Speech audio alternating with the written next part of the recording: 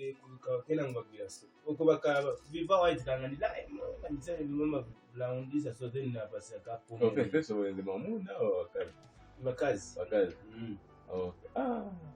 then you vankala kumbe mapaka tumtao tosi anasiana nyongera bata tingirani munyumba ati mnyumba tingirani munyumba bali tichara mzamu na pasa kukanga pombe nini yokongera na pale pa kanyulo ka ni juice zapata wasia eba kala eba pakatofa paka alikuwa ngala bana sikala sa.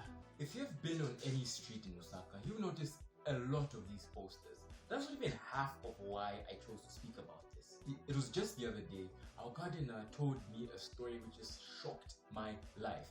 It was how his wife satisfied Nganga with 100 kwacha to appropriate his magical prowess for the following services. Before I even tell you these services, let me tell you why his wife hired this witch doctor. So apparently someday during the week, a thief had broken into their house. And the thief stole all the pots, all the plates, all the cups. And as they were leaving, they took a bag of malasha, charcoal, and just spilled it all over their beds and dipped. That's how they went. Now I'm going back to the services of the witch doctor because this really shocked me. And number one, mangwala zofundisa. They have medicine which can make someone go mad, crazy. I don't know whether you've seen or heard of people who've just snapped. Apparently you can buy that for 100 kwacha from a witch doctor. Number two, mangwala ya yinda. Our gardener told me a story of how he witnessed a thief who was lured, bewitched by someone by having ringworms all over their body, and each time they bathed, it would get worse. Each time they applied ointment, it would get worse. Thirdly, what's the witchcraft story without Kaleza? So you could buy lightning for 100 kwacha.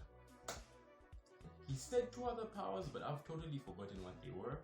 But the fact that these services cost 100 kwacha, which is like $6, is completely mind-blowing. Don't forget to subscribe to my channel and like the video and comment.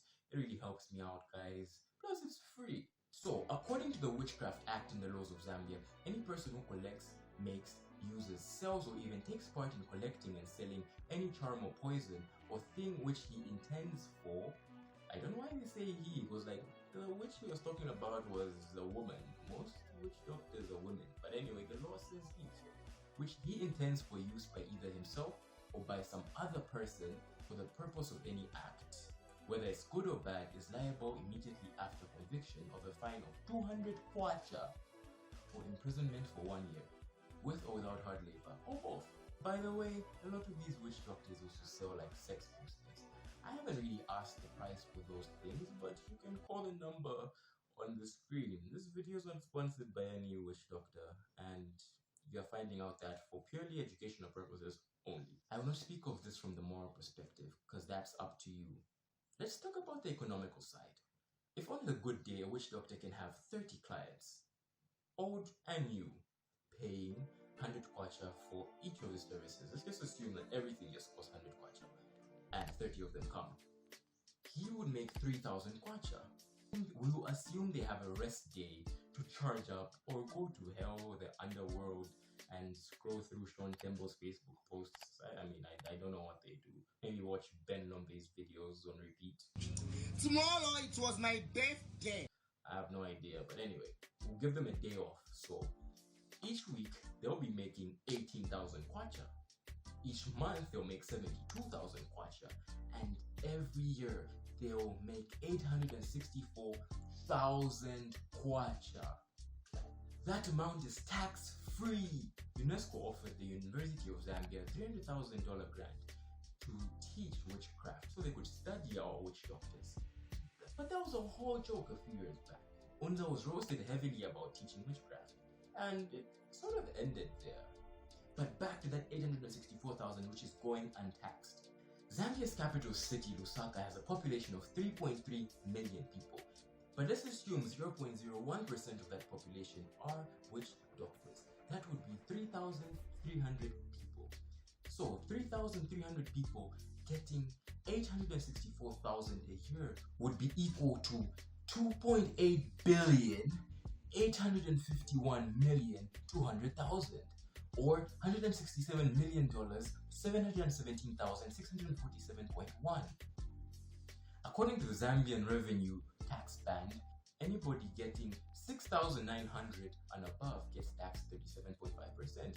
So as a nation, we would be getting 1,069,200,000 per year as tax from witch doctors.